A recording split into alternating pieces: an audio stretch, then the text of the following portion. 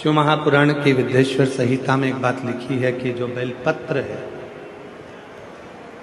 चाहे वो बेलपत्र कैसा भी हो, पूर्ण बेलपत्र है तो भी वो शिव जी को स्वीकार।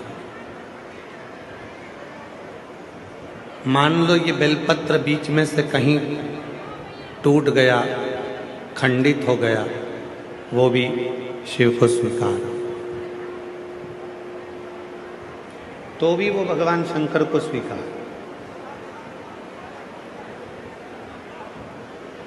विद्येश्वर संहिता शिव महापुराण की कहती है कि मान लो बेलपत्र पूर्ण है तो भी शिव को स्वीकार है, बेलपत्र बीच में से खंडित हो गया वो भी शिव को स्वीकार है, बेलपत्र की एक पत्र टूटकर अलग हो गई और वो पत्र यदि आपको मिल गया है और तो भी आप उन तीनों को चढ़ा रहे हो तो भी वो स्वीकार है, तो भी वो स्वीकार है।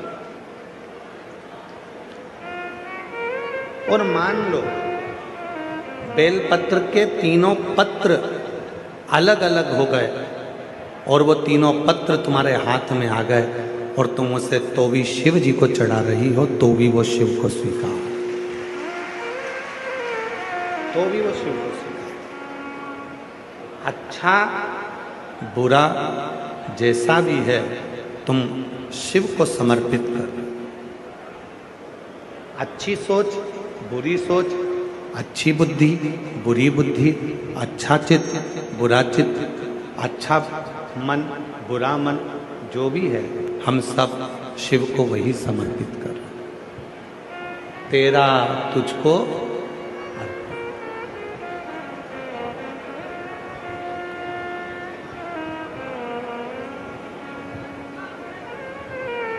तेरा तुझको अर्पण। ये पत्र चाहे इनके 1000 टुकड़े हो जाएं, ये बेलपत्र चाहे इसके हजारों हजार टुकड़े हो जाएं तो भी वो शिव को स्वीकार। उसी तरह जैसे शंकर भगवान का शिवलिंग होता है,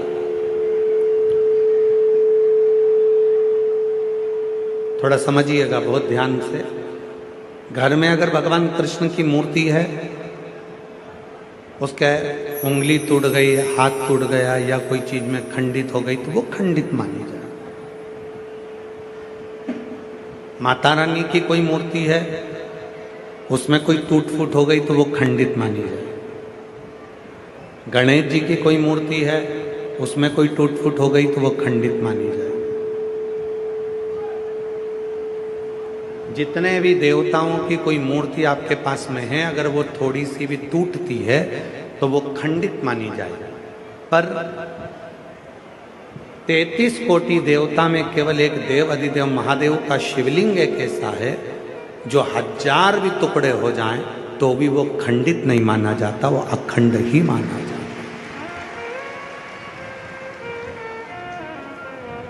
वो खंडित नहीं कहलाए। आपके घर में अगर कोई शंकर भगवान का शिवलिंग रखा है, उसके 4 टुकड़े हो गए, 3 टुकड़े हो गए, कोई बच्चे ने उसको गिरा दिया, स्नान कराते कराते खंडित हो गया, उसके टुकड़े टुकड़े हो गए, 1000 टुकड़े हो गए उसके, तो भी वो खंडित नहीं कहलाए। वो खंडित नहीं हो सकता, वो अखंड है। शिवलिंग कभी खंडित नहीं माना जाता, उसको अखंड माना जाता। उसी तरह आपको बताया अभियाल कि ये बेलपत्र का एक पत्ता, ये दूसरा पत्ता, ये बेलपत्र का तीसरा पत्ता, ये तीनों पत्ते मान लो टूट गए, अलग अलग हो गए, आप चढ़ाने के लिए लेकर गए थे और ये पत्ते टूट कर अलग अलग हो गए, तो भी यदि आप इन तीनों पत्तों को एक साथ रखकर भी शिव को चढ़ा रहे हो तो भी वो अखंड ही माना जाएगा। वो खंडित नहीं, उसमें खंडता नहीं। अच्छा है शिव का, बुरा है शिव का। मात पिता तुम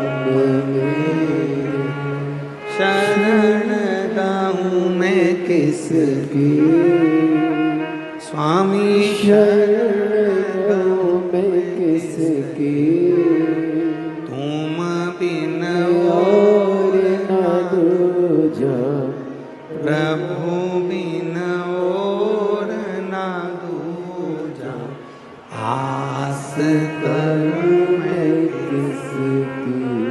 ओम जय जगदीश।